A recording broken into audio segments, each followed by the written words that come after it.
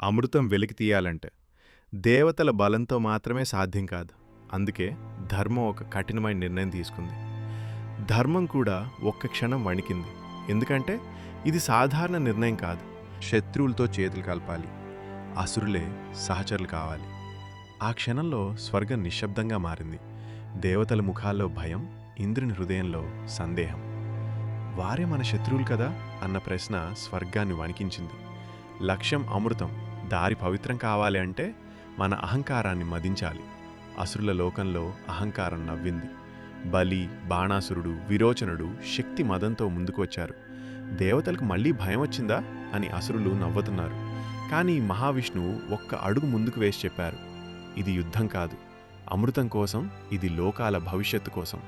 అమృతం అనే మాట వారి రక్తాన్ని వేడెక్కించింది. మేము అమరులవుతాము అని వెర్రి బుద్ధితో ఒప్పుకున్నారు. శత్రువులు సహచరులయ్యారు. పాలసముద్రం తీరానికి 2 శక్తులు చేరాయి. మందార పర్వతం మదన దండంగా నిలిచింది. వాసుకి తాడుగా ఒప్పుకున్నాడు. పాల సముద్రం దగ్గర మహామదనం మొదలవుతుంది. ఒకవైపు దేవతలు, మరోవైపు అసురులు. మదనం మొదలైన క్షణంలో సముద్రం గర్జిస్తుంది. గర్జన కాదు, మరణ కేక. ఆకాశం చీరిపోతుంది. స్వర్గం నిశ్శబ్దమైంది. పాల సముద్రం దగ్గర లోకాలు చూడని మహామదనం మొదలవుతుంది. పాతాళం తలుపులు తెరుచుకుంటానాయి. మదనం మొదలైన క్షణంలోనే మందార పర్వతం తన బరువును తట్టుకోలేక సముద్ర గర్భంలోకి నెమ్మదిగా మునిగిపోతుంది. ఆ క్షణం అన్ని లోకాల్లో భయం పాకుతుంది. మదనం ఆగిపోతే ధర్మం చనిపోతుంది.